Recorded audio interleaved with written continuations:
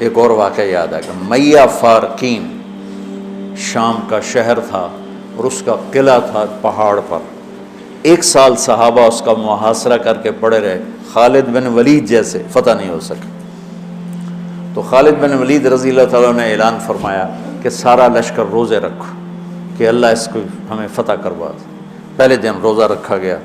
خالد بن ولید افطاری کے لیے خیمے میں آئے تو افطاری کوئی نہیں تھی، تو ان کو خیال آیا غلام میرا بیمار ہوگا، انہوں نے پانی پی کے روزہ افطار کر لیا. اگلے دن پھر ان کو خیال آیا، اگلے دن آئے تو پھر افطاری کوئی نہیں، پھر ان کو خیال آیا کہ غلام بیمار ہوگا، پانی پی کے افطاری کر لی. تیسرے دن پھر افطاری کوئی نہیں تو اس کو بلا لیا، کہا بھائی خیریت ہے، آپ بیمار ہیں؟ کہا جی نہیں. کہا میری افطاری نہیں ملتی مجھے. کہا جی میں تو روز رکھتا ہوں. کدھر؟ کہا جی خیمے میں. کہاں چلی جاتی؟ کہا جی مجھے کیا خبر، میں تو رکھ کے چلا جاتا ہوں. کہا اچھا آج پہرا دیں گے. تو جب اس نے لا کے افطاری رکھی اور یہ ایک طرف چھپ کے بیٹھ گئے تو ایک کتا آیا اور خیمے کے پیچھے سے وہ گھسا اور وہ جو روٹی پڑی تھی اس کو منہ میں ڈالا اور بھاگ پڑا. خالد بن ولید فرمانے لگے یہ کچھ اس کے پیچھے راز ہے. انہوں نے کتے کے پیچھے دوڑ لگا دی اور کتا آگے آگے، خالد بن ولید پیچھے پیچھے. تو وہ کتا ایک ندی سی تھوڑا تھوڑا پانی والی ندی میں گھسا، وہ بھی گھسے. آگے ایک چھوٹا سا سوراخ تھا اس میں گھس گیا. خالد بن ولید لمبا قد اور پتلے جسم کے تھے، دیکھنے میں لگتے تھے جیسے کوئی مکے دی مار ہیں لیکن انہوں نے پہاڑوں کو راستے سے ہٹا دیا. سیف اللہ، اللہ کی تلوار. زید بن، آپ نے موتا کا لشکر بھیجا تو آپ نے کہا تمہارے امیر ہیں زید بن حارثہ، یہ شہید ہو جائیں تو پھر جعفر ہیں آپ کے چچا زاد، یہ شہید ہو جائیں تو پھر عبداللہ بن رواحہ، یہ شہید ہو جائیں تو پھر جس کو چاہو امیر بنا لینا. تو خالد بن ولید رضی اللہ تعالیٰ عنہ کی پہلی جنگ تھی یہ موتا. اسلام لائے اور یہ جنگ پیش آ گئی، صلح حدیبیہ کے بعد کی بات ہے. تو یہ موتا اردن میں ہے، میں وہاں 2-3 دفعہ گیا ہوں، 2 دفعہ گیا ہوں. زید بن حارثہ شہید ہو گئے تو جعفر تیار کیوں کہتے ہیں ان کو؟ کہ ان کو جھنڈا پکڑا تو انہوں نے ہاتھ کاٹ دیا، تو انہوں نے دوسرے ہاتھ میں لے لیا، انہیں وہ ہاتھ کاٹ دیا، تو کٹے ہاتھوں سے جھنڈے کو یوں چمٹا لیا، انہیں پیچھے سے کاٹ دیا تو جھنڈا گر گیا.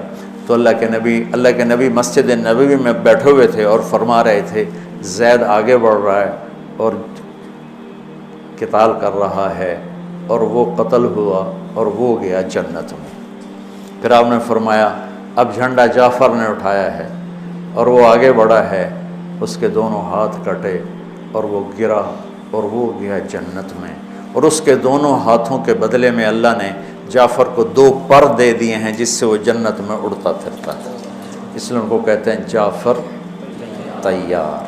یہ اللہ کے نبی کی خوشخبری تھی کہ جعفر کو اللہ نے 2 پر دیے ہیں جس سے وہ جنت میں اڑتا پھرتا ہے. پھر آپ نے کہا اب جھنڈا اٹھایا عبداللہ بن رواحہ نے، وہ آگے بڑھا، قتال کیا، قتل ہوا اور تھوڑے لمحے کے بعد فرمایا وہ گیا جنت میں. جھنڈا گر گیا، اب کوئی اٹھانے کی ہمت نہیں رکھتا. تو ثابت بن اکرم ایک انصاری صحابی ہیں، انہوں نے جھنڈا اٹھایا، کبھی جھنڈا پکڑو، جھنڈا پکڑو، ہاتھ سے نکل رہی ہے جنگ. تو لوگوں نے کہا تو ہی پکڑ لے، تو بدری آدمی. ثابت بن اکرم بدری صحابہ، کہا بھائی میرے بس کا نہیں ہے، کسی اور کو پکڑاؤ. تو افرا تفری میں کس کے منہ سے نکلا خالد کو پکڑاؤ، وہ نہیں پتہ چلا، شور شرابہ تھا.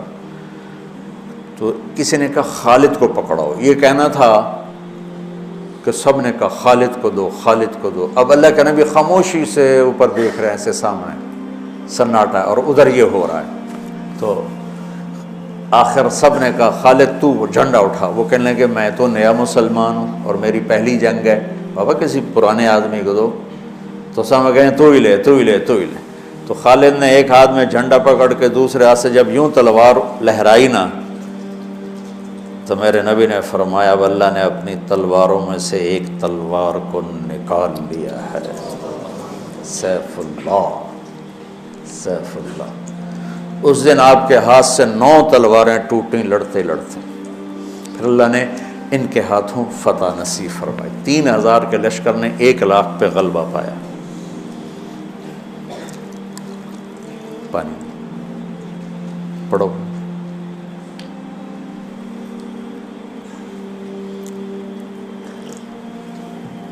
تو وہ اس سوراخ میں گھس گئے تھے، پتلے تو چلتے رہے سے رینگتے وہ سوراخ قلعے کے اندر جا کے کھلا۔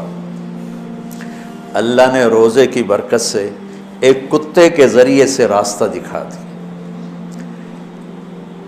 تو حضرت خالد بن ولید نے کہا بھائی 100 آدمی تیار ہو جاؤ، پتلے پتلے، آج رات فتح ہے انشاءاللہ۔ تو ان کو لے کے گھسے، صرف 88 اندر جا سکے، 12 ذرا تھوڑے سے ہیوی تھے وہ نہیں گھس سکے، تو 88 آدمیوں کو لے کر وہ اس سوراخ میں سے رینگتے ہوئے قلعے میں داخل ہوئے اور جا کے حملہ کیا، اور اللہ نے دروازہ کھول دیا، اللہ نے فتح نصیب فرمائی۔ تو روزہ اور نماز دنیا اور آخرت کے کام بنانے کا وسیلہ اور ذریعہ ہے، اگر ہم اس کو یقین کے ساتھ کریں۔